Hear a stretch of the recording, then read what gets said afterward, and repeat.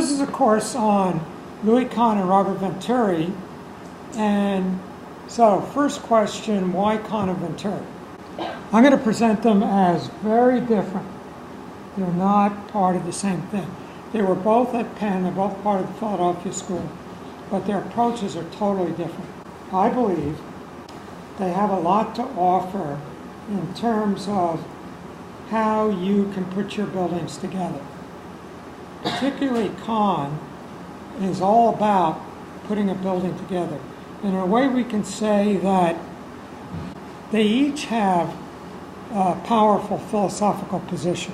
Kahn is a major spiritual thinker. He represents his spiritual thought in his buildings. So we're interested in architecture as a larger expression. So a quote from Kahn, "A great building must begin with the unmeasurable, must go through measurable means when it is being designed, and in the end must be unmeasurable." Kahn says a lot of mystical things. One of the books I'm going to use in the course is my book on Kahn, which is on his philosophy. I'll show you that in a minute. But all of this sounds hokey. Yeah, he says these poetic things. But the fact is they have hardcore meanings. He means something very specific. A building must begin with the unmeasurable. He begins every building with the question, what does this building want to be? Say it's a school. So the building wants to be a place where it's good to learn. What does that mean? How do we identify that? And we come to a vision of what we want our building to be, and it's kind of a transcendent thing, that vision. But then we have to implement that vision with bricks and mortar, with steel and glass, with physical stuff that's measurable. Must go through measurable means being designed and built, and in the end must be unmeasurable, meaning when you get there, it should evoke the original intention. The dominant architect at the time both of them were launching their careers was, somewhat Mies, somewhat Corbu, but certainly Mies was there. And we know Mies for a bunch of quotes, like, God is in the details, but one of them is, less is more. So Venturi responds, less is a bore. So we'll see what that means. And Venturi introduces this notion of complexity and contradiction in architecture, which is a radical vision. Let me just jump ahead. Venturi's first book is called Complexity and Contradiction. We're going to buy the book. We'll use it in the course, or it'll be in the library. So let me ask, why complexity and contradiction? I mean, that'll give you an identity. Oh, I'm the one who is complex and contradictory. But, you could just say, well, why not make your buildings purple and round? Then you'll have an identity. So what is the significance of complex and contradictory? Why complex and contradictory? Anybody have a thought? Well, first of all, it's in contradistinction to modern architecture, which was simple and direct. Architecture should be simple, less is more, and direct. It should communicate what it's about. And Venturi says, well, that's interesting. I've never encountered anything in life that was simple and direct. Reality is pretty complex and contradictory. Something as simple as a wall. That wall has to be the wall for the street, and on the other side, it's the wall for the rooms. It's got two jobs, which are probably contradictory. So there is no simple and direct. So why complex and contradictory? Because life is. Because reality is. So what I want to do today, and we're just going to zip through their work, and then next week we're going to go back and we'll look at the education that they came from. Kahn studied in the Beaux-Arts system. He didn't go to the École des Beaux-Arts in Paris, but at the University of Pennsylvania, where he studied from 1920 to 1924, it was a Beaux-Arts education. And we'll look at all that next week, but what I wanted to do was just zip through a couple of their key ideas and key buildings so that you sort of have in mind, when I say Kahn, if you're not familiar with his work. This will give you a few things to be aware of. So, first of all, there are a few architects who are both, hang on while I get my laser pointer. So there are some architects who are mostly teachers. There are some architects who are practitioners and don't teach, like I am Pei. And some architects who do both. So, for example, Peter Eisenman teaches and is a practitioner.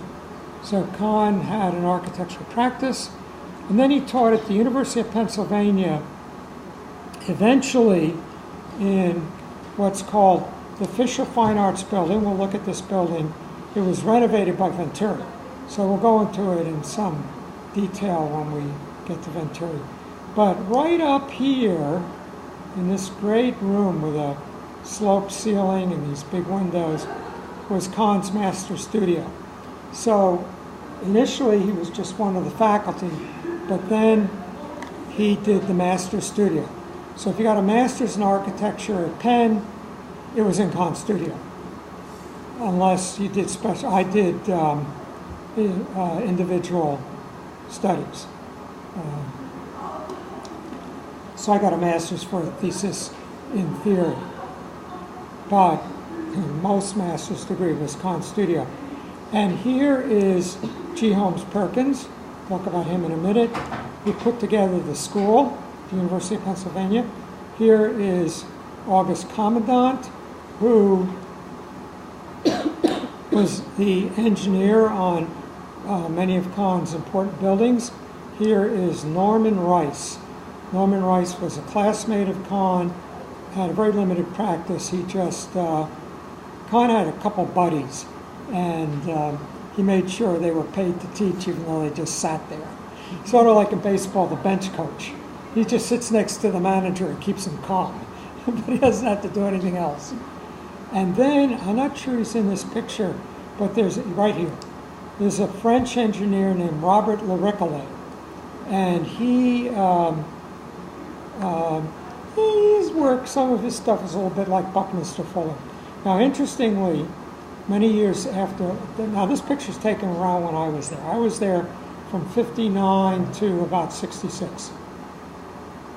And shortly thereafter, most of those people left, although I wrote a book about the school, which I'll show you in a minute. But many years later, Buckminster Fuller was on the faculty, and Haresh Lavani, who's on our faculty, did a PhD there. So when you're down in the basement near the men's and ladies' room, you see all that geometric stuff in the glass canvas. That's Haresh Lavani's stuff. And a lot of it he started when he was getting his PhD at Penn, after Kahn was there, after Kahn died. Now, both of these architects are part of the Philadelphia School. And, you know, we have these terms. What's the other famous architectural school named after a city? The Chicago School. So that's Louis Sullivan and the birth of the skyscraper, and early Frank Lloyd Wright is all the Chicago School. So in the 1920s, when Kahn was there, Penn was the best school in the country. And you can sort of say that as an objective fact because in the Beaux-Arts system, any student who wanted to ship their project off to New York for a competition. And the student's name was obscured, the school is obscured, but all the projects would be judged, and you'd win a medal. Win a gold medal, a silver medal, bronze medal. Win a Prix de Rome, you get a scholarship to spend a year in Rome. The Paris Prize, you get a year to spend a year in Paris. So Penn won more medals than any other school. So you can say it was the best school. And the teacher there, or the head critic, was Paul Philippe Cret, C-R-E-T. And after he got out of school, Cret was one of the architects Kahn worked for. So he was a Beaux-Arts teacher who gave up Europe, came to the United States, and taught at Penn. Well, you jump to the late 1940s, early 1950s, and Penn is still a Beaux-Arts school. And Harvard had gone modern already in 1938 when Walter Gropius got there. And Mies went in the late 30s to Illinois Institute of Technology and made it a Miesian school. So, and in the late 40s, you had a lot of GIs from the war who had delayed their education. Now they're going to school. Well, these guys were tough. They're not going to put up with BS. And they had just lost 4 years out of their lives. So they had to, get pregnant, get a family, get an education, and get their career starting with a 4 years behind. So, and they're getting these Beaux-Arts projects, which they know this is going to be worthless getting a job in an office in 1950s USA when we're making glass skyscrapers. So they would all do 2 projects. They'd do one for the teacher and one for themselves that they would then quit. But they went to the president of the university and they said, this has got to change. And so the president brought in G. Holmes Perkins, who was chair of city planning at Harvard, where Gropius, founder of the Bauhaus, was chair of architecture. And they gave him carte blanche. They said, now, if you become dean at a school, there's not much you can do, because the faculty's already there. Well, they told him, we'll get rid of the faculty. Even though they had tenure, they would buy them out. They would say how much money you want to leave. So he was able to build a new school from scratch. And he had a really great eye. And besides bringing in Kahn and Venturi, Romualdo Giurgola, who just died, he went on to be chair at Columbia and then went to Australia, built in the Far East. Robert Geddes went on to be dean of Princeton. Robert Loricole, the engineer I mentioned. Stanislaw Nowicki. Her husband had been selected to do Chandigarh, which Corbu got because he died in a plane crash. And so she taught sort of Bauhaus basic design. Ian McHarg, who founded modern landscape architecture and ecology, his book still used to this day is called Design with Nature. Denise Scott Brown, who she and her husband came from South Africa to England to Penn. He died in an auto accident. She eventually married Geddes. She brought English European city planning attitudes. Edmund Bacon, who was the city planner of modern Philadelphia. So these are, and a dozen more interesting people. So these are the people that became the Philadelphia School, and Kahn was sort of the spiritual leader of the school, and Venturi was sort of the black sheep. He was weird, and I never heard a faculty member criticize another faculty member. But in one of the juries, one of these guys attacked Venturi's student, and which was Venturi took as an attack on himself. And on top of that, the dean was getting commissions for everybody so they could build their careers and get their practices going. He didn't get anything for Venturi, so Venturi eventually left. Spent a year teaching at Yale, and then he stopped teaching. Philosophical concerns. So Philadelphia School was about a broad cultural orientation it saw architecture. Oh, just as a note, besides, if this recording comes out, I'll put this up. And if not, I might have an old version of it. The slides are all online. So if you can download these and open it up in PowerPoint, grab this and put it in Word if you want to enhance your notes. Anyway, a broad cultural orientation so that architecture was seen as part of art and culture. History is a physical and ideological continuum. Now, a lot of modern architecture, they would take imagine a block of traditional buildings. Could be this block with Higgins Hall. And somebody now gets commission to put up a new building. Let's say it's 1960. You say, fine, I'm going to put up a glass building. Well, it's going to make Higgins Hall look shitty. I don't care. Higgins Hall should be torn down. It's not modern. All architecture should be torn down. All architecture should be glass. And then the next guy comes along, and it's 2018, and they say, well, I'm going to make a Calatrava, curvy, squishy, spinning around, Zaha Hadid, weirdo building. Well, that's going to make the glass skyscraper look shitty, and it's going to make Higgins Hall look shitty. Well, all architecture should be like mine. Screw them. Well, that's not what they did at Penn. What they did is say, you're a gentleman. You're building your building next to other people's buildings. Your building should respect, and it can be totally your building and totally modern, but it should respect and enhance what is already there and work with what is already there, because there is stuff there. If somebody mentioned Niemeyer, somebody says, we just bulldozed 2,000 acres, here's a check, put up a city, great, but that doesn't happen very often.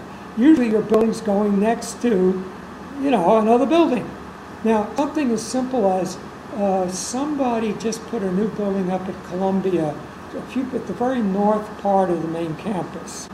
But I'm looking at the building, and it's right next to a traditional Columbia building which has red brick and white trim. Well, at least could have picked up the line of the white trim and, its line is like, 6 feet off. It's just doing that to be nasty. Or on top of which, maybe the person working on the facade didn't even have a drawing of the neighboring building when they were working on it. There's actually one of Venturi's rivals is an architect named Charles Moore. He was dean at Yale for a while, and he was a postmodernist at the time Venturi was. Maybe we'll look at some of his work, but he was a real wise guy, pop culture, shoot from the hip, on and on and on, kind of architect. And he gets a job to do a dormitory at some small liberal arts college in the beautiful bucolic New England. And so he's making a presentation to the board of the first version of the building. And one of the board members said, "Excuse me, Mr. Moore, have you visited the site?" And he says, "No, but my associates have." He said, "Well, I'm just wondering, because you're showing your building on top of our new gym." I mean, you don't even bother to visit the site, And I'll give you an example. Beaux-Art is an attitude toward planning as much as it is buildings with columns. And a lot of campuses, and one of them is Berkeley, UC Berkeley, had a Beaux-Art campus. And then in the 60s, there was this huge expansion of everything, including colleges. The baby boomers started going to college. And so they're building like crazy. And here is this quad and beautiful square with the buildings all around, and they're just plopping buildings in the middle of it, totally, deliberately. They just hated Beaux-Arts so much, they hated old architecture so much, they'd do anything they could to destroy it. Well, that was not the attitude of Penn. Building concerns, an urban context. So every project that I had as a student was in the city of Philadelphia. So it's on a city block. You go, you look, what are the neighboring buildings? Where's the subway stop? Where's the bus stop? Where's the major traffic? Where should the entrance be? So it's all in an urban context, a background architecture. Sometimes architecture should stick out and be heroic, usually not the building you're designing. Plan as a generator of meaning. The Philadelphia School is very much interested in plan. When I got to New York, I was working in an office with a guy who studied with Haydak at Cooper Union. And they would build a model of falling water, take it apart, put it back together again. They thought very much in 3 dimensions. Penn thinks very much in plan. How does the fact that this room is near this room means, what is the relation of the activity in this room to the activity in that room? It's not just how does the circulation work, but a plan as generator of meaning. Use of masonry. Philadelphia was a masonry city. It was a brick city, big brick industry. And then University of Pennsylvania had a rule that all buildings had to have brick. So when Kahn does the medical towers, he puts brick veneer on the concrete towers. He would have preferred to have the concrete exposed. So a lot of the buildings are in brick. Articulation over integration, we'll talk about what that means. And structure as an ordering element. Corbusier, we'll see it in a minute. We'll see it in 2 weeks. Corbusier's free plan is a column grid, and then the walls can go anywhere you want. He sees the columns as points. They have no presence. The Kahn says if there's a column there and a column there, there's an implied force field between them. It means something whether you're on this side or that side, even though the columns are just bumps in the wall.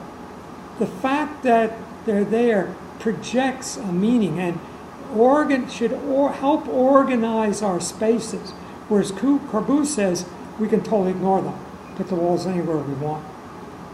So he disagrees with Corbusier on that. So Kahn's launching of his mature identity is a rejection of Corbusier's 5 points. Finally, the Philadelphia School is a synergy of city, profession, and education. Philadelphia was just the right size. Philadelphia was a great city. It was the largest city in the United States when the Continental Congress met there to do the Declaration of Independence and all that. And it was a major industrial city, center of railroads and industry and stuff like that. But from the 1930s on, it started to fade. And then in the 1940s on, it was in bad shape. Totally corrupt government, falling apart, no vision. And now these guys are coming out of World War II, particularly Ed Bacon. They'd all served in the war, or a lot of them had. And they say, I'm not going to come home to this, to use Trump's word. What is this? We got to fix this up. we got to make this a decent city. And so that began a renewal in Philadelphia. A reform government got itself elected. They had a heavy-duty district attorney who started putting corrupt people away. They had a powerful mayor. Edmund Bacon became head of the City Planning Commission. He built this huge model, about twice the size of this table. And it was displayed at the convention center. And you go in there and you push the buttons. This is your city. And then the spotlight will come on. This is Center City. And ka-chunk, the model would flip, and the old would go under and the new would come up. And then they would do articles in the Sunday supplement of the newspaper about the new city. And so he didn't have the power to do anything. They couldn't tear down whole blocks and build stuff, but developers could. And what they did was to point the direction that the new development should go in. So the city was under political and physical renewal. The school, as I just described, in 1951, Perkins came in, got rid of all the Beaux-Arts teachers, and brought in these, some of whom became leading figures in modern architecture, like Kahn and Venturi. Brought in this new faculty. So the education was in renewal, and finally the profession, there were, big Philadelphia architects, but now these new offices were opening. These guys, Kahn, Venturi, Geddes, were opening Chergula, were opening their own offices and beginning a new young architects. And then it all interrelated. The new young architects were on the faculty. The school would give projects in the city for design projects. Edmund Bacon, head of the City Planning Commission, when he needs someone to design that thing that would flip over in the model, would choose people who were on the faculty and the new young architects. So city, education, and profession were all integrated. Now, when I was there, an article came up in New Republic that said that Holmes Perkins Architecture School is the intellectual heart of the city. Could you imagine anybody saying the Pratt Institute is the intellectual heart of New York? I mean, we got Columbia, NYU, Rockefeller University, the New York Public Library. Who's Pratt? But Philadelphia was small enough that you could walk from downtown is just here to here. You could walk that in an hour and a half. And burnt into my mind, I mean, I can do this with my eyes closed. You go Schuylkill River, Delaware River, Penn's 4 squares, Broad Street, 5 squares, Market Street, and then Center, Logan Circle, Rittenhouse Square, and I forget the names of these, no, this is Rittenhouse Square. I forget the names of each of them, but William Penn, when he was the colony that, the English colony that originally settled Philadelphia, drew this map.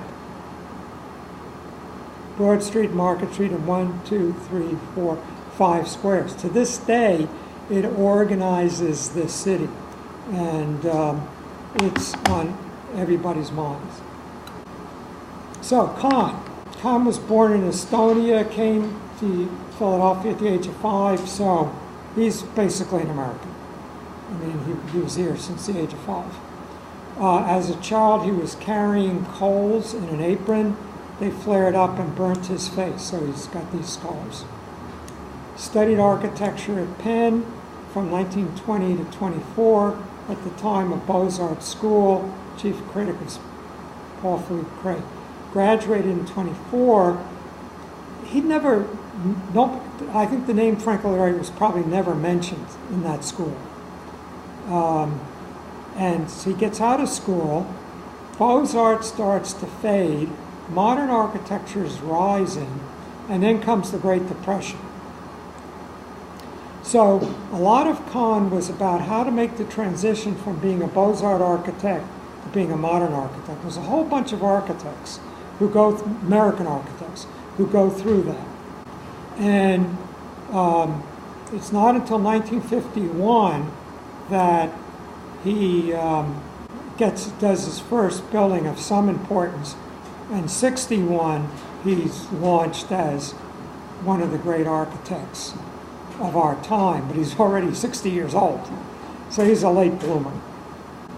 So he was educated in the Beaux-Arts system, and here's the Beaux-Arts Institute in New York, and everybody has sent in their projects, and they're all identified by a number, and they're all being judged, and you win prizes, medals, scholarship to go to Paris or Rome. His teacher was Paul Philippe Cray, and Cray in the 20s had done the Pan American building. This is, it's right across from the Vietnam Memorial. So next time you're there, you know where the Vietnam Memorial is, keep an eye out for this. It's a beautiful little building. Now, by the late 20s, 1929, Paul Philippe Cray gets a commission to do the Shakespeare Folger Library, also in Washington. And now, we're seeing the effect of modern architecture. Kahn was chief draftsman on this building, working for Cray. And we see that he's making large areas white and smooth. That these are, we can barely see them, but these are pilasters. We'll see them better later. No base, no column. He's abstracted the columns. But, so it's called strip classicism, where Beaux-Arts architect tries to start to get modern. Anybody know a good example of that, where the columns are pure cylinders? The Brooklyn Public Library is a strip classical building. So if you're ever in that, it's a few blocks from the museum. If you're ever near there, take a look at it. So, in a couple of weeks, we'll talk about Kahn's early work. But 1950s, he's starting to get his footing. And what is the world that he's coming into? So I like to say that the 1950s and 60s, architecture was dominated by Mies. And there's a great phrase, Mies was a lion standing in the path of all other architects. What do you do when confronted by a lion? And there are three things you can do. You can surrender, you can wrestle with it, or you can just deviate. I'm not going to just go around it. I'm not going to deal with that. And so here's Mies, and here's the Seagram building. 1958, not the first glass skyscraper, that's Lever House, 1953, diagonally across the street. This is Park Avenue, 53rd Street. 53rd Street's right there, Park Avenue's right there. To this day, this is an incredibly handsome building, excellent materials, beautifully proportioned. And I have a great lecture on Mies. I think it's online, so you can look at it someday. Talking about this whole detail thing. So even though this is earlier than the Seagram building, Mies has glass buildings in the 40s. The promontory, not promontory, the Lakeshore Drive apartment buildings in Chicago. So here's Skidmore, Owens & Merrill, SOM, working in the Miesian glass box tradition. So I call that surrendering to Mies.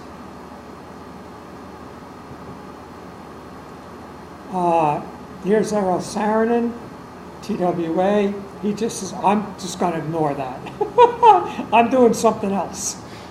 And interestingly, around the same time, just a few years later, there are a couple of terminals at JFK that are beautiful glass boxes, and we might call them Miesian, but and some of them have been torn down since. But TWA just went and did something else, and then Saarinen died of a heart attack very young, and so we don't know what else he might have done. But whenever occasionally they announce that it's owned by the Port Authority, the engineer's there, it's going to be open on Saturday morning, I go, just to stand in there. I would always take TWA if I could, to go through that building. And now it's going to be the lobby of a new hotel. The hotel's going up right now, so we'll be able to go to that building again. And then here's Paul Rudolph, and pardon me for not putting the dates up. I think it's around 64. This is the Art and Architecture building at Yale. Interestingly, the plan is straight out of Frank Lloyd Wright's Larkin building, but the style is Corbu. And this is referred to as real macho architecture. He's going to out Corbu. He's going to be more brutal, more aggressive, and it's bush hammer concrete. So this is poured in place concrete, and then there's 2x2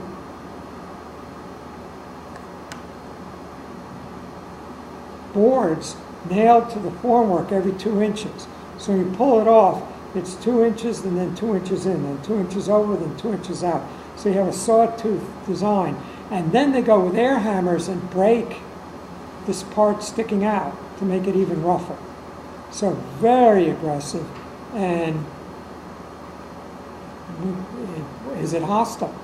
A lot of discussion. So this is confronting Mies, and I'm going to take him on, and I'm going to get away from that thinness. And I would say Kahn confronts Mies. So the medical towers, and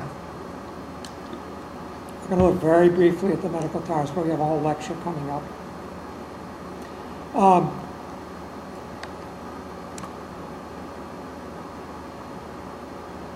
In an interview, now these buildings are going up around the same time.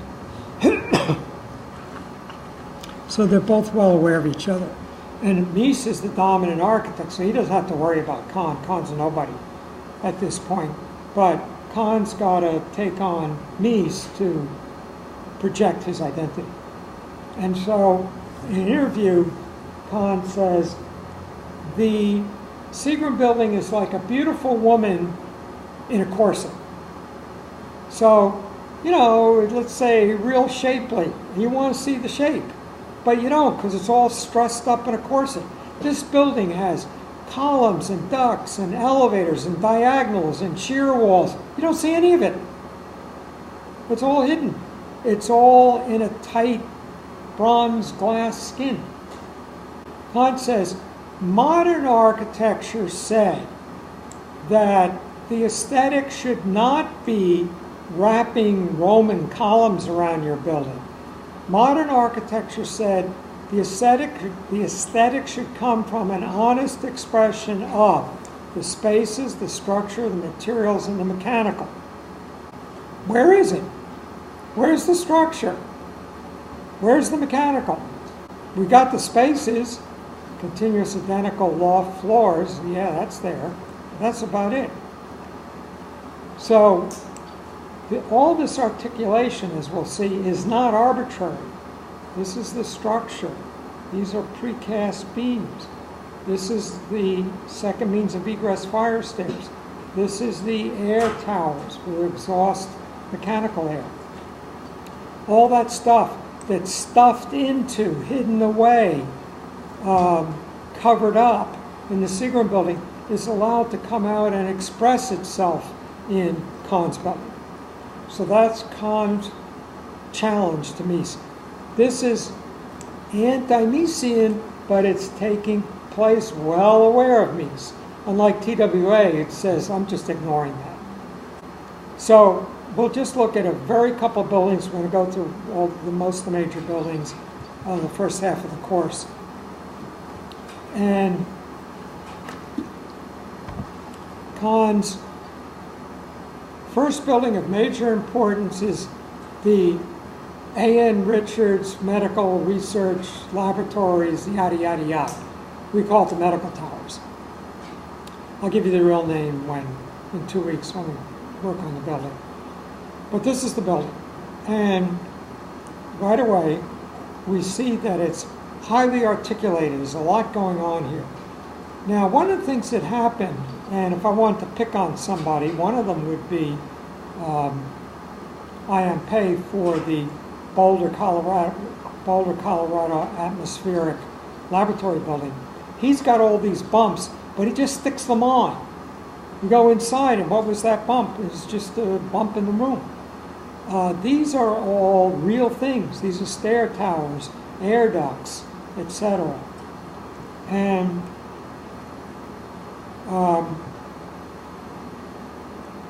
whereas Mies in good office building form puts the core in the center and then surrounds it with open, flexible space. Kahn pulls these core elements. Here we've got elevators, stairs, toilets, mechanical, etc. He pulls the stairs, towers, and then this core. Passenger elevators, freight elevators, ducts, storerooms, and then intake air ducts. All of these are pulled out and articulated and to leave then open, free, flexible spaces. So modern architecture said the aesthetic should not come from the application of historical references like Roman columns stuck on the 42nd Street lobby, which is a steel building, but rather should come from an honest expression of the spaces, structures, materials, and mechanical, but then it never did it. And so one way to launch an architectural career might be to say, you know what, everybody says they're doing such and such. If I don't see anybody doing it, I'm going to do it. So I'll go into some detail how this comes about, but Kahn starts with these red circles, open, flexible laboratory spaces. And then he says there's two kinds of science. There's test tubes, and then there's thinking. And he says, after making measurements, the scientist wants to go to the light in the window and work on their notes. And so here's our window. Now we need mechanical, stairs, ducts, etc. Typically you put that in the middle, but he wants the middle to be open and flexible. We don't want to put those in the corners because that's our views out, so it goes in the third points. Then our structure, to hold the whole thing up, we want column free in here. We don't want columns in the corners because we don't want to interrupt our views out. So we put the columns in the third points, span across, cantilever out, and there's our building. And we'll look at this diagram in much more detail in 2 weeks.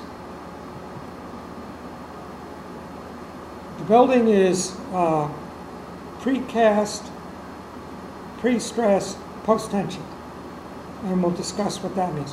Where's a nearby precast building? Higgins Hall Center. Long before you got here, after the fire, after a few years, we started building the center building, and the structure went up in literally just a couple weeks because these huge flatbed trucks with these huge precast members came in, and they're just assembled like Lego blocks. And that's what Kahn did here. We'll talk about how this works when we go over the building in detail. And then the mechanical, mostly air handling. And Kahn said, I hate mechanical, I'm afraid of mechanical, but I'm not going to hide it. I'm going to confront it.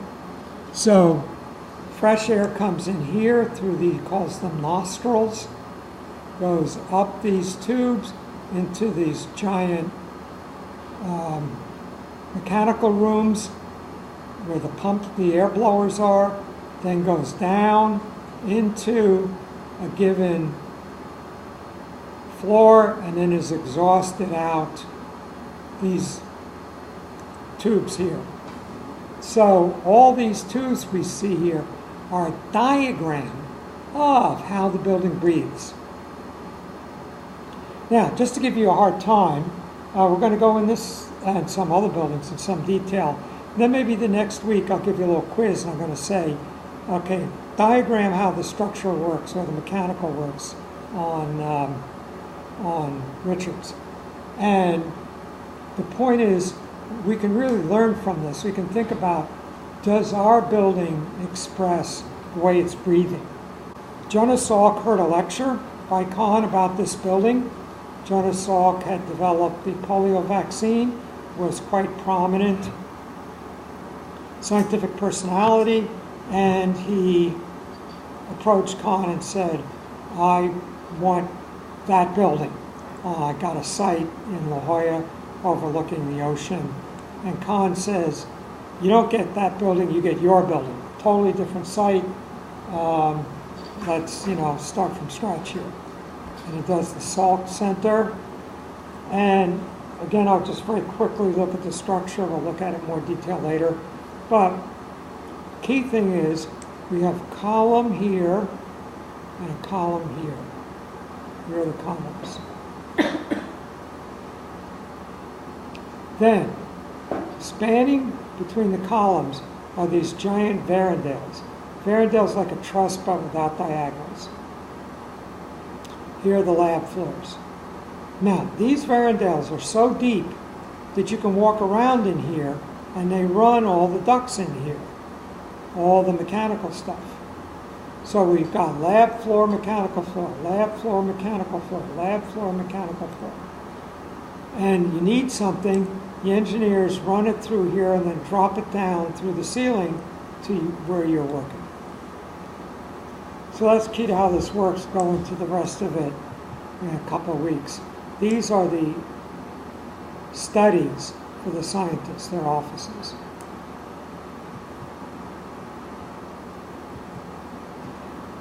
And Kahn uses the terms form and design. Form is the underlying organization of the building. Design is the particular shape. Form is an existence will. It's what the building wants to be. Design responds to the site, the budget, the materials. So these two buildings, Medical Towers and Salk, have totally different designs, but the same form. So, open, flexible space for the laboratory, open, flexible space for the laboratory. Space for the scientists to go to the windows to work on their notes, space for the scientists to go to the window, work on their notes. Mechanical, mechanical. Shared machinery, shared machinery. Structure spanning, leaving the space open and flexible. Structure spanning, leaving the space open and flexible. So just to mention a couple of others, Kimball Art Museum. And here's the structure. Here's the non-bearing infill.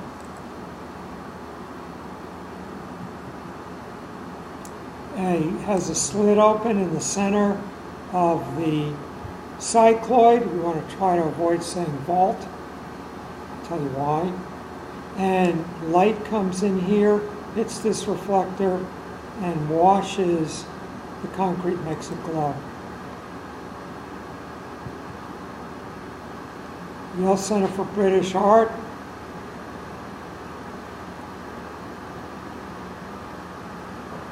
A response to what happened in his Yale Art Gallery. So this is the Yale Center for British Art. This is his 1951 Yale Art Gallery, also Kahn. And we're standing on the roof to take this picture of Rudolph's Art and Architecture Building, all at Yale. A building that people are into, I'm not. The National Assembly building in Bangladesh, very much featured in the movie My Architect. How many people have seen My Architect? Oh boy, okay. It's, Kahn had one wife and kids by 3 different women. You work for Kahn, you have a kid with him. One of them was Nathaniel Kahn, he spent very little time with his father, and then his father died early.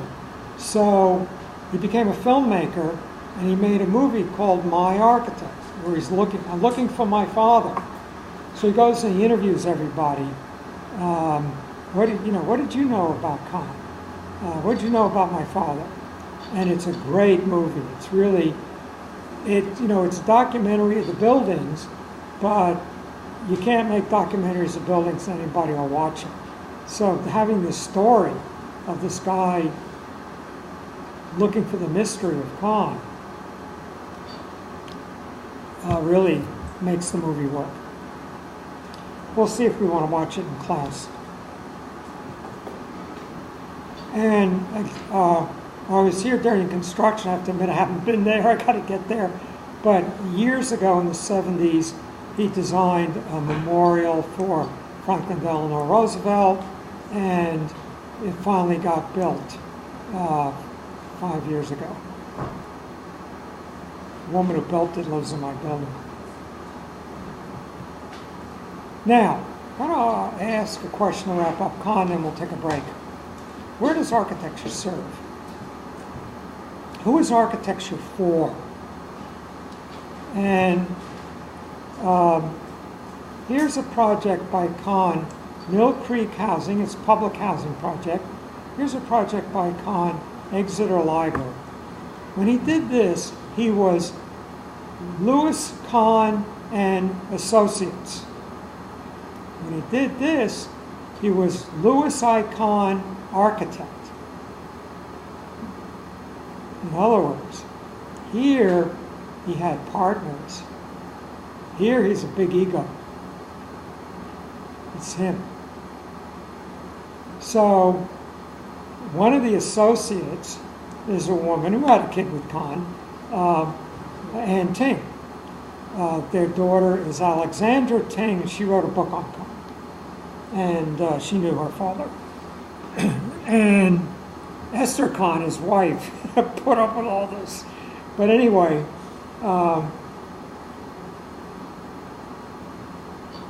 Anne Ting pointed out, notice how the name changed when he no longer wanted to partner with her. Now let's look at these. This is public housing. And starting, in the 30s, and it's got really big in the 50s and bigger in the 60s. Now we don't do this anymore. We built public housing projects. If you go this way from Pratt about there's sort of one right across the street from us, but that's really private. But it's that kind of thing. But in public housing, you take everybody who's got a prison record, who's a drug addict, or whatever, you put them all in here, and then you wonder why there's a crime problem in the public housing project. So we'll go into this in some more detail, but Kahn's doing this layout, and he's mixing medium height, low rise, tall, and the low rise is for people with bigger families. They can keep an eye out the window. And then he's got this precast concrete, and it projects out, creating shade over the door, and that's kind of cool. Like, that's going to keep crime down. Anybody know what this is like today? Like all the other public housing in Philadelphia, they dynamited it. That's how bad it was. So, total disaster. But, you know, we're architects. We should do public housing. We should be serving the poor. Well, Kahn discovered he's not very good at that. Maybe other people are, but he's not. He'd go to a meeting with neighborhood people who might become the tenants, and he'd say, "Hey, architect, what kind of heating system is it going to have? You know, is it going to have a steam that leaks, or is it going to have window units, or like we got here? What?" And Kahn says, "You see, we're going to have precast concrete, and we're going to have paths for the people." Hey, architect, that ain't what we need. So now here's Kahn doing Exeter Library. This is on a bucolic prep school campus. Phillips, Exeter, Andover, Choate. They're a feeder school for Harvard. And it used to be for elite white men. Now it's totally racially mixed, and men and women. But it's still an elite school where if you go to Exeter, you're probably going to an Ivy. It's pretty well assured. So this is the library. We'll talk about it when we get there. And I don't know how successful that building is. This is this huge monster dropped into this poor little campus. But, you know, that's the program they gave him. So we'll discuss that. But is this more suited to Kahn, doing an elite institutional building as opposed to public housing? Something to think about. So here, Kahn says, a library should have great tables where the librarian would leave books open to seductive passages. And you pick up the book and you go to the light in your little study carrel on the perimeter of the building. And here's this great central space with these huge skylights and these monster beams reflecting the light inside. So we'll talk about that contrast. So where does architecture serve? Does architecture serve political and social policies? Or is architecture the manifestation of institutions that are the embodiment of human desire? If anybody wants to ask me my answer, we can do that later. So, real quick, Kahn's philosophy, and I'm going to try to be brief here because we're running long and we should take a break. But Kahn was a major philosophical thinker, major spiritual philosopher. And there are a lot of ways to approach Kahn's philosophy. I did a whole book on it. I'll show you in a minute. But one way is to start with the issue of monumentality. So here we are, 1941, 15 years after Kahn gets out of school, and a major building is built, the National Gallery in Washington, D.C. Here's the Capitol. And what do we have? Dome, portico, dome, portico. It's a pantheon with two wings stuck on it. So it's monumental.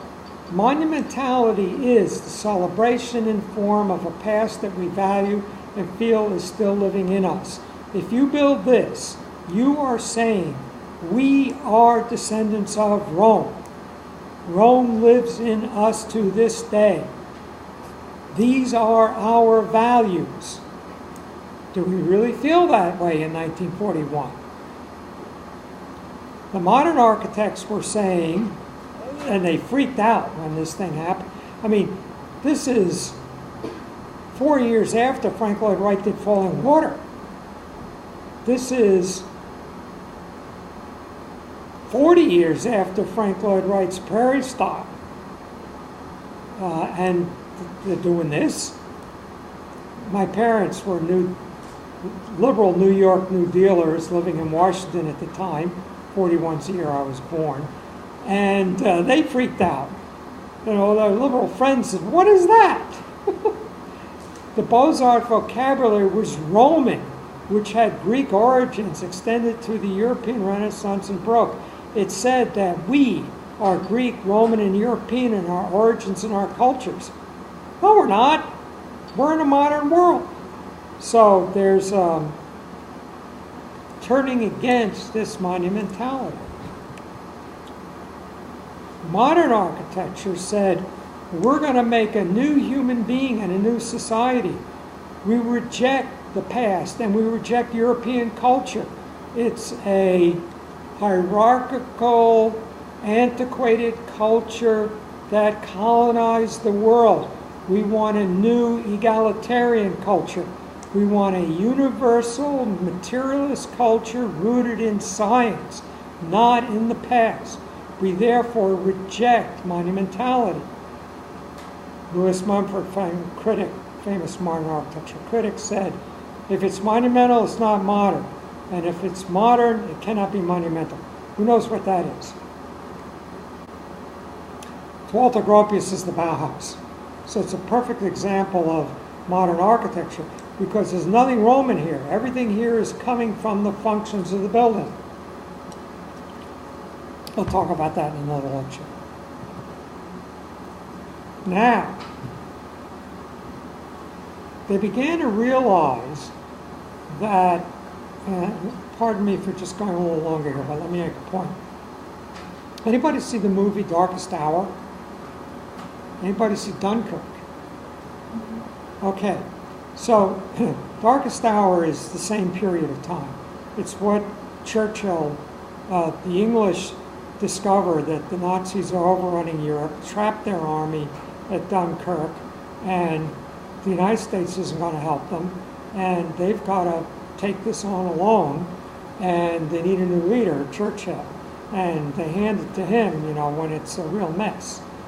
So, and then the United States gets in it. We have World War II, which is this huge war. Why? What were we fighting for? Why did tens of millions, they add them up.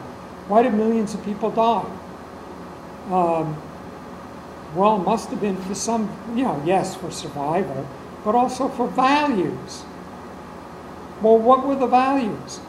And if the values are worth dying for, they're certainly worth building a building for. Well, what are those values? Modern architecture just function? You know, how much air do you need? And make the ceiling 8 feet? Or is there some human values that we value and want to keep and express and celebrate? And if so, what are they and how do we put them in our architecture? So they began to realize by the 1940s, hey, I think we threw out the baby with the bathwater. You know, yeah, I mean, we can't just make boxes. Well, maybe we should have some monumentality. Well, that's pretty stupid. So Kahn figured it out, and we'll go into that in detail into his philosophy. It wasn't monumentality we needed, it was order. Kahn rejects imitating the past, but he does not accept modernist materialism. He pursued a third way, order.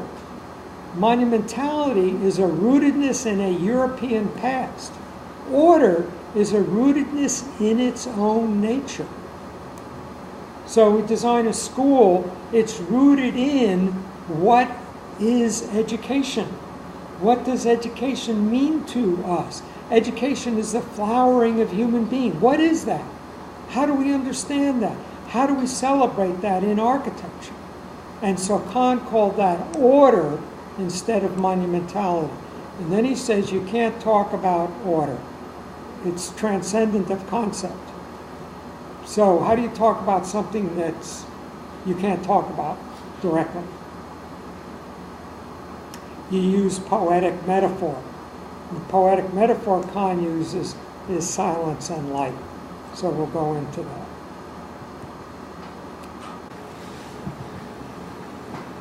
I want to ask, when Kahn transitioned, so everybody can hear. so like he had the Exeter Library, which would you consider it as monumental? It is, I feel. And then, I'm going to define monumental not as big, okay. but as celebrating a value from the past that we feel we should keep alive in ourselves today. Okay. So when we put Roman columns in front of the New York Public Library, we are saying we continue in our culture values from Rome. And the modernists said, those are racist, colonial, rooted in the past, anti-modern ideas. Why would you want to keep those alive? We are not Greeks and Romans. We are Americans, Africans, Europeans, Asians, global. And so why would we celebrate Greece and Rome are wonderful cultures? So are a lot of others. Why are you into those cultures? Now, there's a reason to be into them, that you celebrate their values. But if you say, you know, there are other values that are just as important, then maybe you don't want to. Now, if you're not celebrating any traditional values, I'm saying you're not monumental. You can be big, but you're not monumental. What are you? If you're not, you're either rooted in the past, like the 42nd Street Library. We are rooted in Greece and Rome. It gives us stability. How many people have read the Iliad or the Odyssey? Well, there you go. I mean, when you could say that you had, you would be saying, our literature comes from their literature. Our laws come from Roman law. Our art, until modernism, comes from Greek and Roman art. Our theater, you know, derives from the Greek tragedies and Greek theater. Up into modern times, James Joyce is titling his novel Ulysses, which is the Roman name for Odysseus, the Iliad and the Odyssey. It's based on the structure of the Odyssey. That Freud's talking about the Oedipus complex. If you say, in order for us not to be free-floating and lost, we want to be rooted in tradition, that's what they were saying in the 19th century. That's why they're making all those columns on the 42nd Street Library, on Grand Central Station. And that's why until the early 1800s, education meant reading the classics in Greek and Latin. That's what you did. In other words, Greece and Rome. And then we start, well, maybe science is more important than Homer.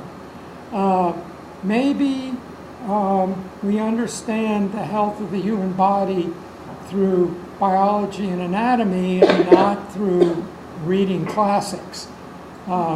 Maybe our literature should be about the everyday lives of everyday people and not people who went off to Troy to fight a war. And so architecture rejects that buildings with columns for glass boxes, just the way the rest of our culture rejects. How many people studied Greek in school? How many people studied Latin in school? I mean, a few years ago, at least some people studied Latin. But we don't even study Latin anymore. Now, Latin, why is it good to study Latin? Like understand the root of words. You can understand the European languages. oh, that's why formed means to bring about a shape, because of this Latin root.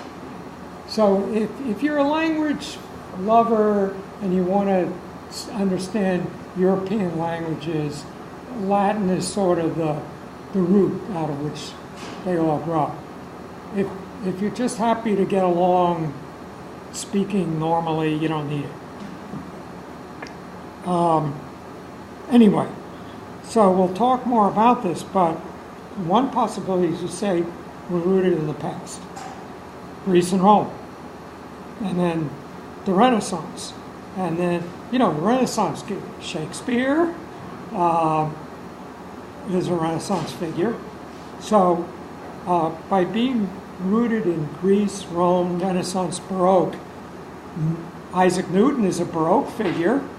You're rooting your culture in something pretty solid. But then modernists say, we reject all that. All we need is science. You want to know how to bring up your kid? Psychology. You don't need tradition. You want to organize a government? You don't need a king. You get a group of people together who know a lot of history, are pretty smart, in a closed room in a hot summer in Philadelphia, and they'll hammer out a Declaration of Independence and a Constitution that, takes into account a lot of complicated stuff, like what keeps any part of, there are two things they did to keep, the fear was governments always become tyrannical. What did they do to prevent that? Number one, balance of powers. 3 branches of government. If anyone misbehaves, the other 2 gang up on him, put it in its place. And number 2, elections. And after Roosevelt, they added term limits. So the president could only serve 2 terms. But let's sit down and figure out all the bad things people want to do, because it's human nature, and then figure out how to create something from a scientific point of view that will prevent that. It's called the American Constitution. It's not rooted in the tradition of a king or something like that. It's rooted in, this is a good idea here and now. Now, that's what modernism brings us. Begins to be a feeling that these glass boxes are not satisfying. My kid's going to school in a glass box? There's no rootedness, no substantiality. Everything's flimsy. Everything floats away in the air like smoke in the breeze. What are our values? What are we built on? And people started to worry about that. Maybe we overdid it. We don't want to go back to Greece and Rome. Maybe a little bit of monumentality. What would it be? And Louis Kahn writes an essay in which he says, well, what about the new monumentality? The monumentality of the library, the hospital, and the daycare center. Because he was a real socialist in the 30s and 40s. The monumentality of the daycare center? That's pretty lame. And then all of a sudden, he stops talking about monumentality. The word disappears. And the word order comes up. So Kahn proposes something that's very difficult. Very few people understand it. Even, there was just a major Kahn show that traveled the world, and it ended in Philadelphia 2 months ago. And so I went to some of the events, had lectures and all that. And nobody gets it. I'm the only one who gets it. Nobody knows what Kahn's philosophy is about. It's all in my book, but people just flip through it. They don't see. Nobody reads a book from cover to cover, carefully understanding each step of the way. But what Kahn did is he said, yes, we need a rootedness, but not a rootedness in a Greek and Roman past. We need our institutions to be rooted in themselves. So Kahn says there are needs and desires. Animals have needs. Everybody has needs, and you need food. Human beings have desires. You desire to be an architect. You desire to be an artist. There are 5 great desires. There's lots of desires, but there are 3, 4, 5 of them. Biggies. The desire to gather together, the desire for spiritual experience, the desire for learning, and we make institutions to fulfill these desires. He says, school began when a group of people were hanging out under a tree and they were talking and they realized one of them was a teacher. This person's really wise. And they wanted to continue that experience. What do you do? Well, it's a Tuesday. Maybe if we come back to the tree on Tuesday, it'll happen again. Maybe not. So you create an institution. What do we call it? School. You know, we'll build classrooms, we'll put seats in rows, we'll hire the guy, we'll give him tenure, we'll give him a title, we'll make him a professor, we'll get a dean, we'll get a, you know, so that when we gather, there'll be somebody there to teach. So you create institutions to fulfill desires. What's the institution to fulfill a desire for spiritual connectedness? Church. What's the institution for healing? A hospital, medicine. So every one of these desires, we create an institution to fulfill it. Architecture is the art of institutions. You name a work of architecture, I'll tell you the institution is for. Name a work of architecture. Name a work of architecture. Any. Rohe House. That's for the institution of residence and family. In other words, there's this thing where a couple wants to get together and have children and make a family and be a unit relating to the larger society. A house is an architectural work that promotes that institution. Name another institution.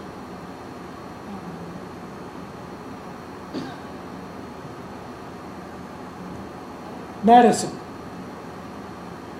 Okay, so we want healing. So we create laboratories and research universities and hospitals and doctors' office. So every one of those is a building. So if you go to a hospital and you say, I want to judge that as a work of architecture, Kahn would say, step 1, what institution is it serving? Institution of knowledge, research, healing, whatever. Okay, I'm looking at the building. Does it look like it's doing that? If not, it fails. Doesn't matter if it's got the right square feet and it doesn't leak. Yeah, we expect all that. But what is the architect's position about medicine in our society today, and how is he expressing that position in their architecture? Architecture is the art of institutions. Architecture is the architect's take on the meaning of that desire, healing, learning, spiritual connectedness, gathering in community, and how they express their take on that in their building. Now, instead of monumentality, what we want from the hospital is not Roman columns, but a rootedness not in Rome, but in understanding medicine. What is medicine? What is healing? What is health? And these are not, these are sophisticated questions. Well, you need, everybody should have affordable medical care. Don't be so sure. The more you go, doctors are now the #1 cause of death. The wrong medications, the wrong surgery, mistakes, drug side effects, now the #1 cause of death. So is medicine just churning it out an understanding of health? Or is it just throwing money at something? Try to what is health? What does it mean? How does one be healthy? How can my architecture contribute to that? What is education? Your kid or your niece or nephew is going to school on day 1. You're holding them by the hand. You're walking up to the building. You look at it. Is this a place where it's good to learn? If not, that building failed. That architect failed. That institution failed. You should look at it. There should be a giant bucket full of bubble in front, filled with trees, quadricopters flying around, students reprogramming their quadricopters, little robots doing the gardening, giant flat screens on all the surfaces showing what's going on in the labs and the shops and in the classrooms, and famous lecturers who have been to the school that being broadcast all the time. That whatever, but a brick box. Whose idea is that? What's that about? Is that your idea of education? I was on a jury a while back, and this is a really cool professor, and the students are doing really cool stuff. But it was a kindergarten, and I said, "Is there a reason why your kindergarten looks like the evil twin of the Millennium Falcon?" I mean, it was really cool, but are we sure that this is the right architecture for a kindergarten? Could be, but you got to make the case. So, rootedness in its own depth being, rather than rootedness in Greece and Rome. And Kahn calls that order instead of monumentality. So just because Exeter's big doesn't mean it's monumental in Kahn's terms. Some people call that stuff monumental. I don't. Kahn rejects monumentality and replaces it with order.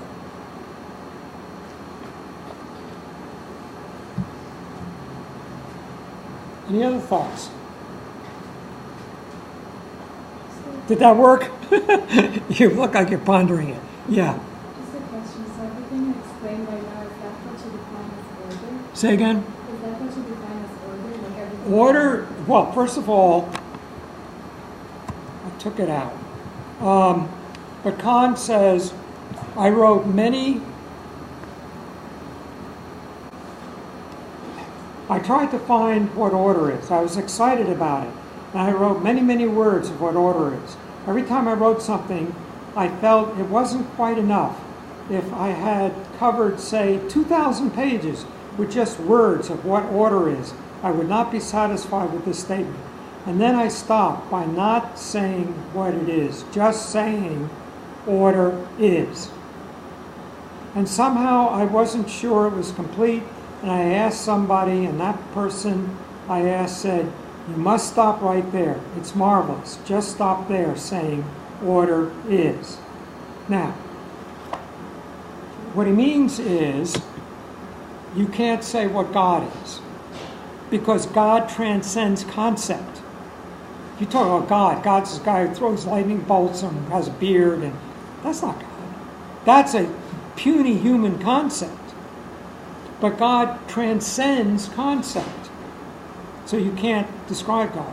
The first line of the Lao Tzu's Tao Te Ching is, the Tao that can be told is not the eternal Tao. The Tao is the principle of all things, the way of nature. I just said what it is, but you can't say what it is because it transcends concept. Now, how do you describe something you can't describe? And the answer is poetic metaphor. So, The Tao Te Ching uses poetic metaphor. A lot of people argue, the stuff you're seeing in the Bible and other religions has to be understood metaphorically. So there's a point where a German monk in the 1500s says to Gabriel, Gabriel, what good the message you brought Mary if you cannot bring me the same message now? Now, does that mean he wants to be pregnant with the child of God? No, it means he wants Gabriel to help the Spirit of God be born in him. What's the point of all this unless I have this, just running around in monk's robes collecting points? That doesn't get you anything. I have to have the aha moment. I have to feel the Spirit of God being born within me. That's what it's about. But it's expressed metaphorically. Gabriel, what good the message you bring Mary if you cannot bring me the same message now?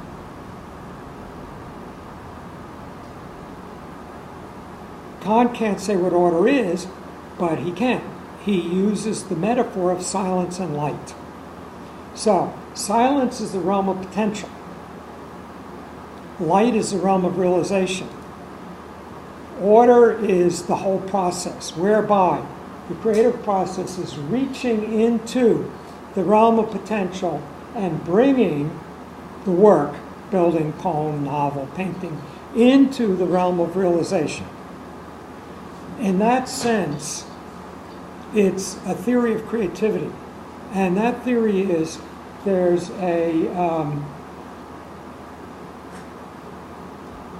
that the artist does not act out of ego. In other words, that's my creation. I'm a hero creator. But rather, the artist acts as midwife to help this process happen. And you can find limitless examples of artists, novelists, painters saying, I didn't write that novel, it wrote itself. I didn't make that painting, it made itself. Something took over me and the painting came out of me, the novel came out of me. That's a description of this process of a collaboration between the artist and the processes of the universe to bring something into manifestation. So by order, Kahn means designing something that's rooted in this transcendent realm that you bring into manifestation. A building must begin with the unmeasurable, by realization, must go through measurable means, bricks, bribery, contractors, and in the end must be unmeasurable, must be a conduit for other people coming to the building to experience that thing that inspired you. So order, instead of monumentality, he wants something that has that kind of rootedness, that will connect us with that transcendent realm where what education really is about is rooted. What residence really is about is rooted. So then if you make a house, it should awaken and bring to us what is family. School, what is education? And if it's just square footage and some fancy diagonals, that gets you in the magazines. What gets you in the textbooks, like Mies, Corbu, Kahn, and Wright, is that it does this other thing as well.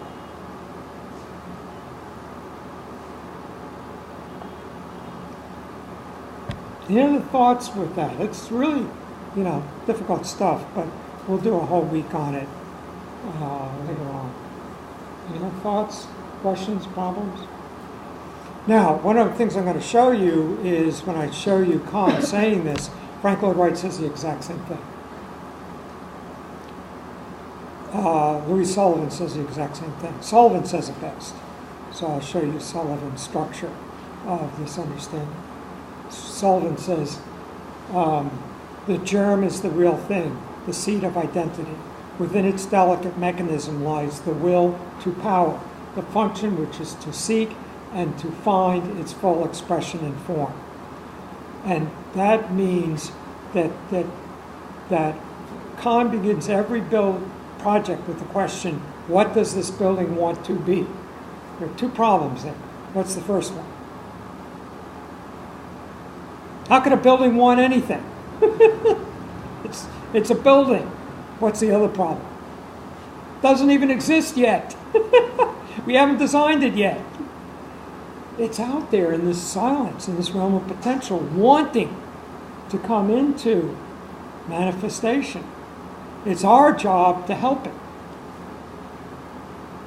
So if all you do, and you don't have to worry about this now, Kahn didn't even get to this till he was 60. But if all you do is make sexy shapes, fine, you'll get in the magazines. But if you are able to become this conduit for a transcendent understanding of what our culture is today, what is education today, what does it need? You become a conduit for that coming into manifestation, then you're a great architect. And then you need luck, like a client, with a budget, stuff like that. A lot of Kahn's buildings, including Yale British Studies and Exeter, were about 3 times as big. And then they got realistic about the budget and had to cut the building by 2/3. So they didn't build what he envisioned. Okay, let's do some Venturi. And someone do me a favor, get the lights. And could you open those shades very carefully, because it's going to get dark here. About halfway, maybe. Okay, one of the things that I'm not able to do in this course, don't hesitate to ask, but I present Kahn as a reaction to what Mies was doing. You might not know what Mies was doing. I present Venturi as a reaction to certain things going on. I'm going to try to show you those things as we go, because just because we zip through them in survey doesn't mean they stuck. So there's this thing called the 60s. And something happened. So there's a lot to talk about. Actually, before we wrap up, I'll show you a great lecture I did on the 60s. It's on YouTube. I did it once for survey.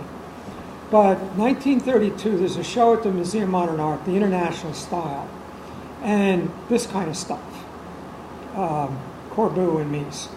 And a lot of other stuff, well, of course, but it brings awareness of this modern architecture, which is being called the International Style, to the United States.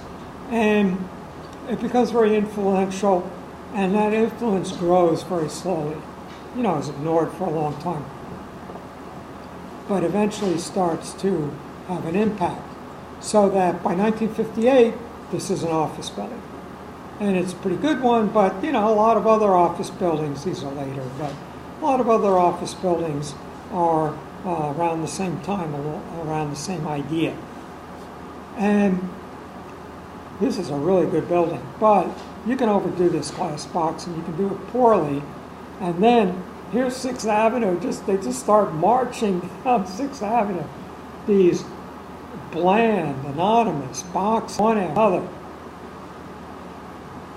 And we were told this is cool, and somehow this repetitiveness is supposed to, have some value to it. But after a while, people, can we try something else? And probably, now here's why I should show you the slide. But, so Eero Saarinen does this, and it's very well received. And probably the building, can anybody imagine what's the building that gave him permission to do this?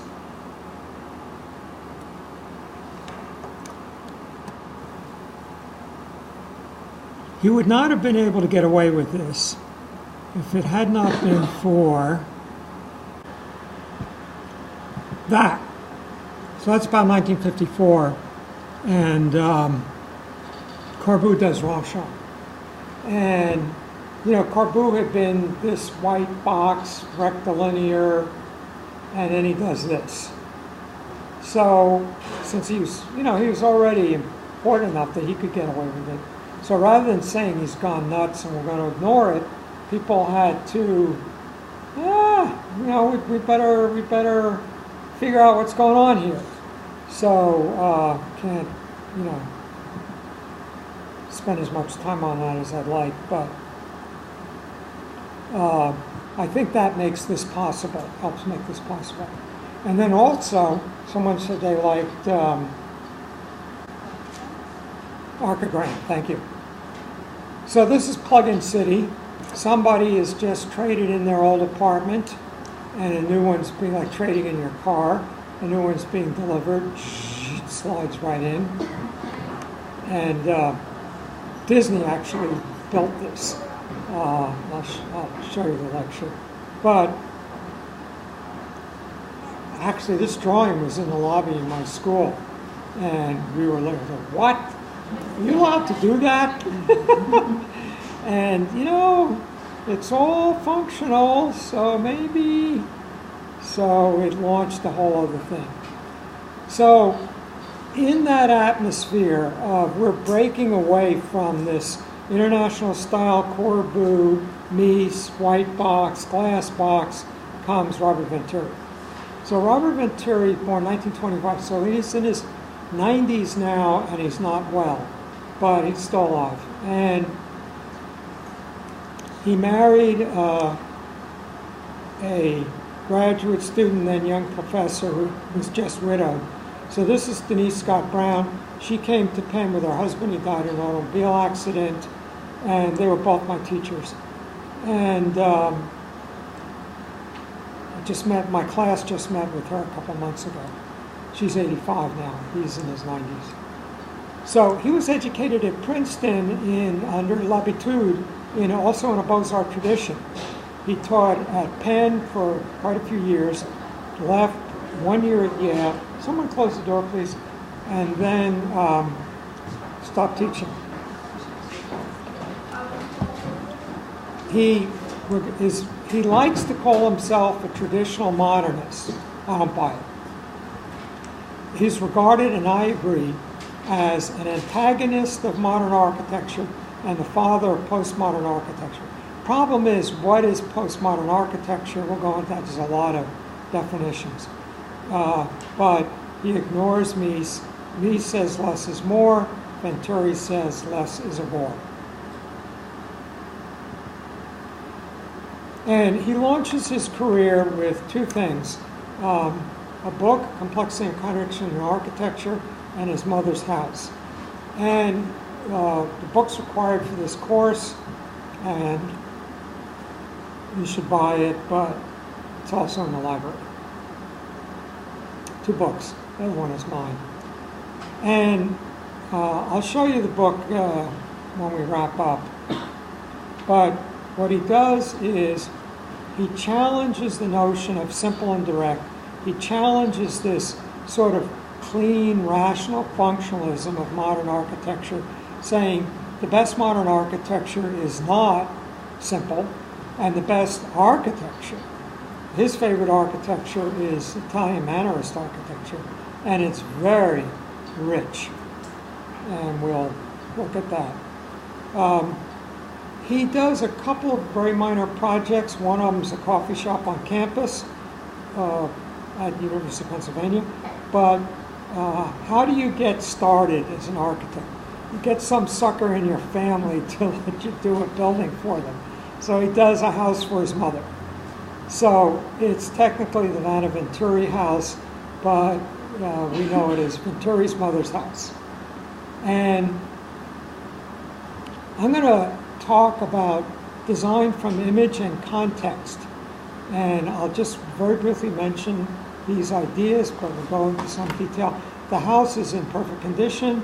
I was on a tour visit to it just a couple months ago. With no longer, his mother died a long time ago, but he no longer owns it. It's been through several owners, but it's considered very collectible.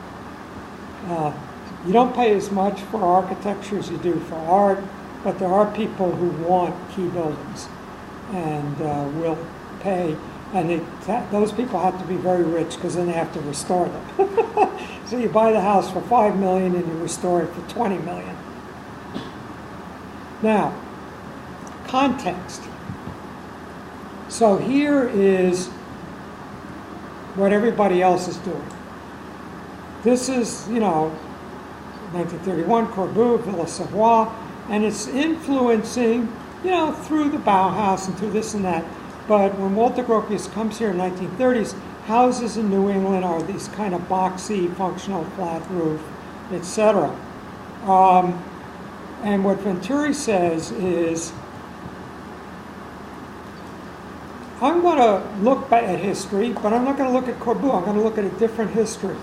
Here is the Low House by McKim Eden White, with its slope roof, its shingles.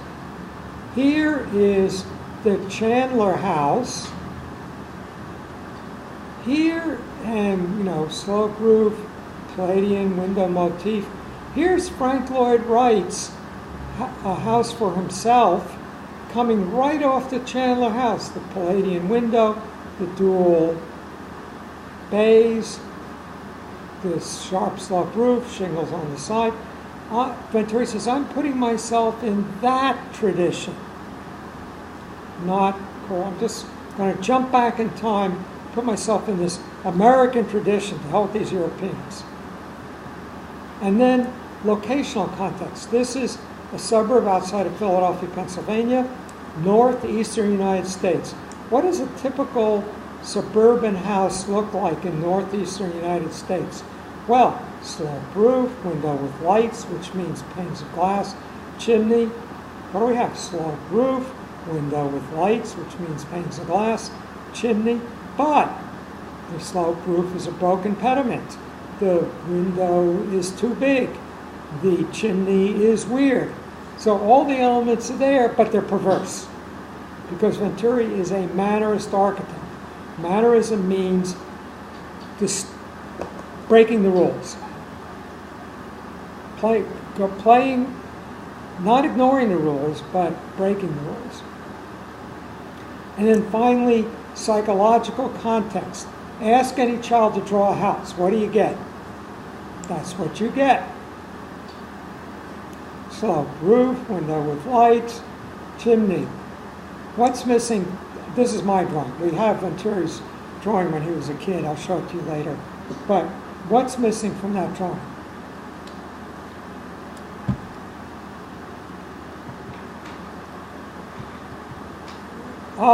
Sorry. We'll leave that for a couple of weeks from now. So I didn't want to do the whole lecture on Venturi's mother's house here. So there's a lot more to go into here, so we'll do that. But he's looking at historical, locational, and psychological context rather than European modernism. And then one other Venturi building, and we'll go into quite a bit of detail. You have these really simple, stupid buildings. He even calls them that. The Ugly and the Ordinary is a chapter in one of his books. And this is a firehouse. So first thing we want to know is, how do we know that's a firehouse?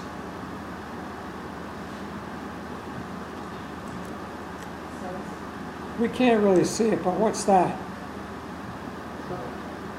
It's a fire truck. Now, just in case you're not sure, how do we really know it's a firehouse? It says firehouse. Right there. Firehouse number 4. And it's got an American flag, so it's either a courthouse or a firehouse. What are the parts of a firehouse? The firemen live there all day. The alarm rings, they get in the fire truck, go to the fire. What do when they come back? They hang the hoses to drip dry. It's the tower. That's the parts of a firehouse. The truck, the drip dry tower, the residence. How do we know this is a fireman's residence? Look at that. It's got the window arrangements of Venturi's mother's house, so we know it's a house. Now, nobody in Columbus, Indiana is going to know that, so it's an inside joke, but there's just layers of humor in his stuff.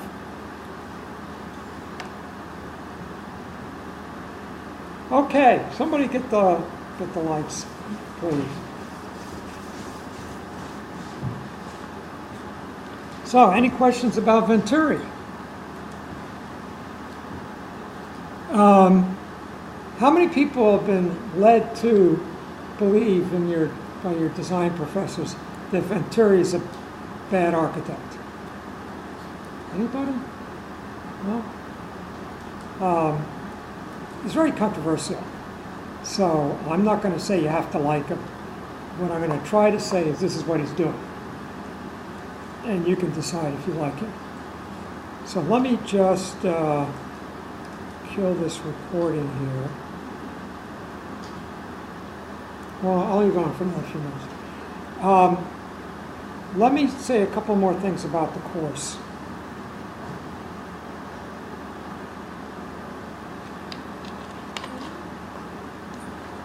School likes you to write papers. I have nothing against papers. I'm a writer. I've written a bunch of books. But we're architects.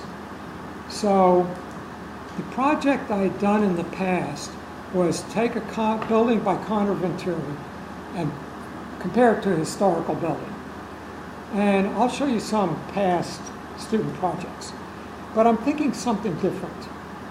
I'm thinking take one of your design projects and analyze it in terms of issues raised by Kahn and or Venturi.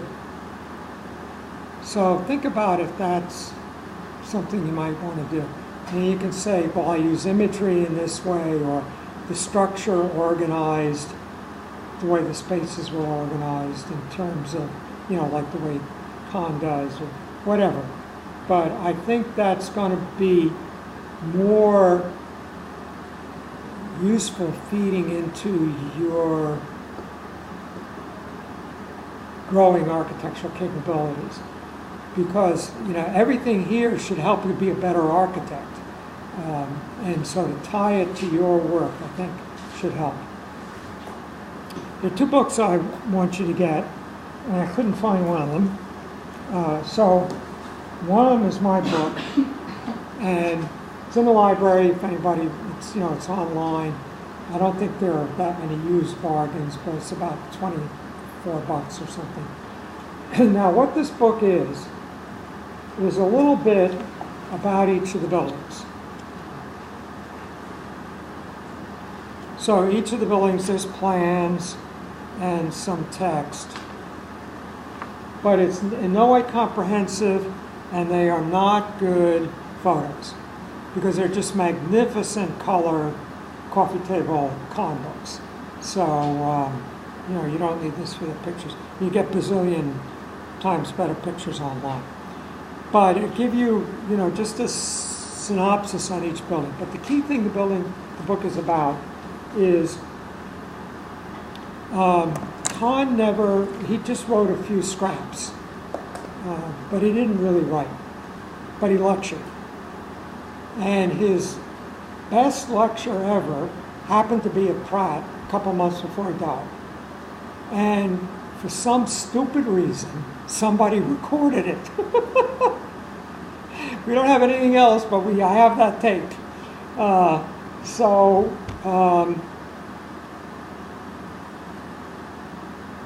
What I did was, the way he lectured is all over the place. He'd start with, I muse about, and he goes this and that. So what I did is, I said, he's talking about something. There's actually a genesis here. He begins with, I begin with, joy. I felt, so how does the beginning begin? I felt, first of all, joyous. I felt that which joy is made of. And I realized that joy itself must have been the impelling force, that which was there before we were there. And then from joy to touch, to sight, to wonder, to realization.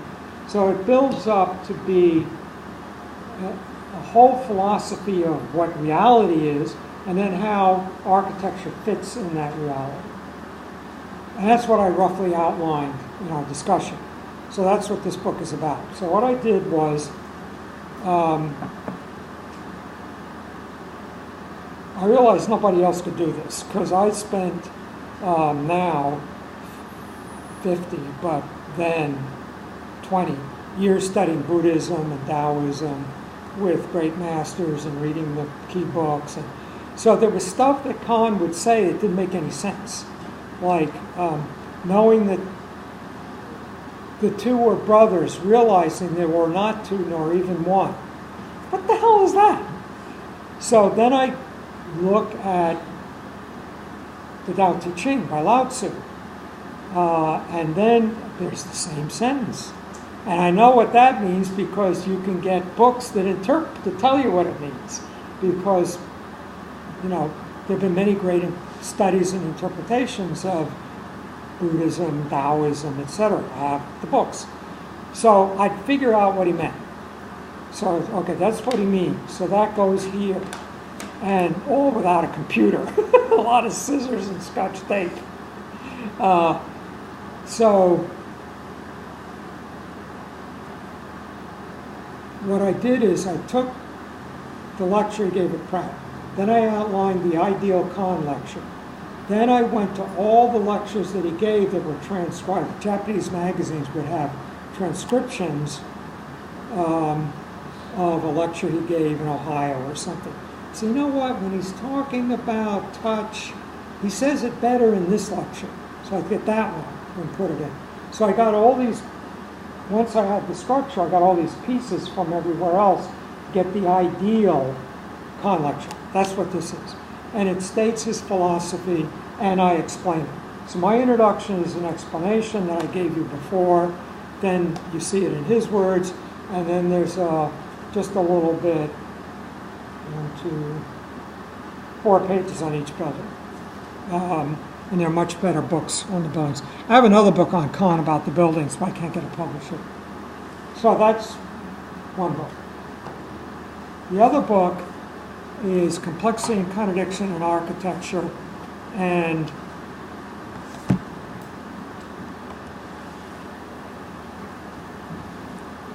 I can't find a recent copy. My books are in boxes and storage, but this is what the cover looks like. And this is the first original edition. I was one of the first people to review the book. And it's got these ridiculous postage size illustrations of all this cool architecture, but you can barely see them. So that edition has nice big pictures, so you don't want this one. I mean, you can probably find it online, but unless you're a book collector, I would get that one. And you should be able to find a used one. And if you don't want to get either of these, they're both in the library. Now, what Venturi does here is he presents a general theory of complexity and contradiction. And I think the book is somewhat awkwardly written.